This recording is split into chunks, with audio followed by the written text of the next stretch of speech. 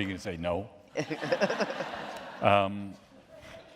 That's interesting. I did nice neck work here. Right in here that I like. Just Nice. like we love Very Photoshop. good. Yeah, if it could only be like that. Okay. This is just a very uncorrected proof. Yes. My goodness. I'll read from Red Bow Tie. Yeah. All right. Okay. Red Bow Tie. I grew up. I've never read this. So we're sharing this. You never read this alone? Well, I read it on the. I read it on the. What do you call it? The audio. But I Yeah, never right. read this. I mean, I've never done this. My goodness. You know, the whole thing I was thinking about is how used I am to certain things, but I'm not used to this. This is a whole other thing, and it's kind of fun. Being this kind of nervous. It's maybe it's excited. I don't know. It'd be funny if I could just got up and left.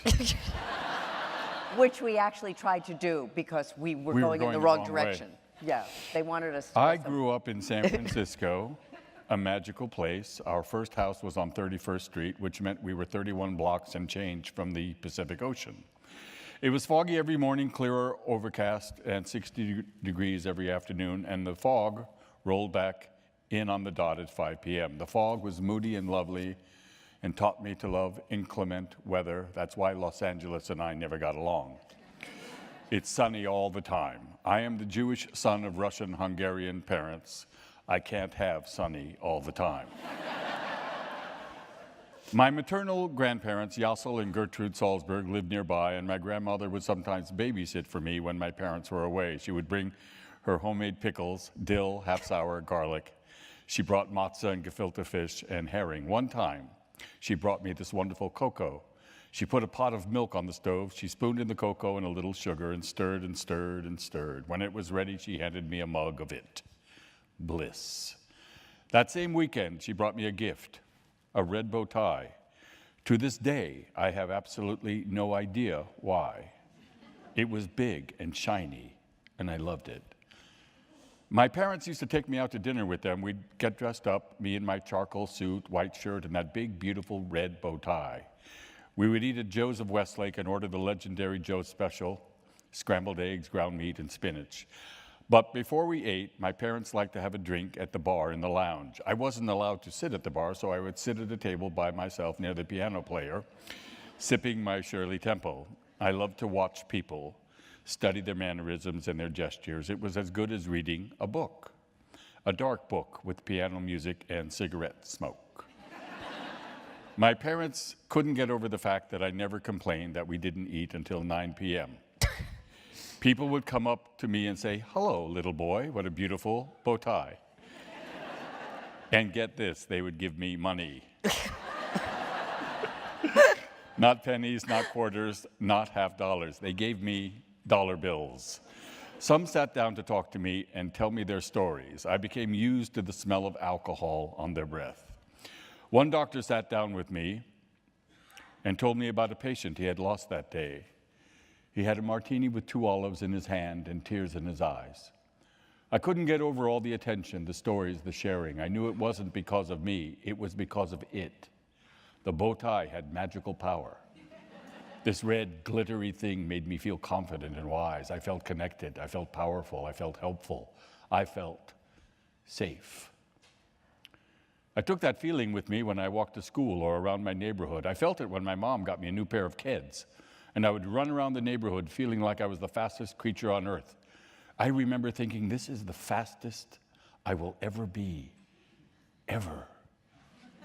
I even woke my parents up early one morning to tell them just that. They were unimpressed. I used to go to the soapbox derby races with my brother and my father every weekend.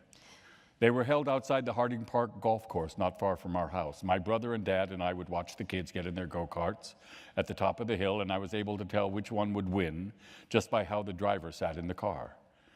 During each and every race, I would guess the winner, and I got it right every time. People started to place bets based on my guesses. Which one, son? People were making money on my say-so, including my dad and my brother. I was invincible. And then one night, when I was about 8 years old, I was getting dressed in my little suit to go to Joe's of Westlake, and I could not find my red bow tie. I searched and I searched, but no red bow tie. I went to my mother to see if she knew where it was. Come on, Jeffrey, we're late. I can't find my red bow tie. What red bow tie? My red bow tie, the one Grandma gave me. Grandma never gave you. I wear a red bow tie. I always wear a red bow tie. There is no red bow tie. You never had a red bow tie. I was speechless. You have a small blue bow tie, she said. That's the only one you have. Go put it on and hurry. I went to my room, I got the little blue bow tie, and we went to Joe's. I sat with my Shirley Temple near the piano player as usual, but nobody talked to me. No one approached. Nobody gave me money. Nobody sat down and told me their story. Even the piano player was silent. I began to feel an unfamiliar sensation in the middle of my chest. Fear. My connection to the world was gone. My red bow tie was gone. Not only gone, it may have never existed. Now, when we went to the soapbox derby, I was clueless about who would win.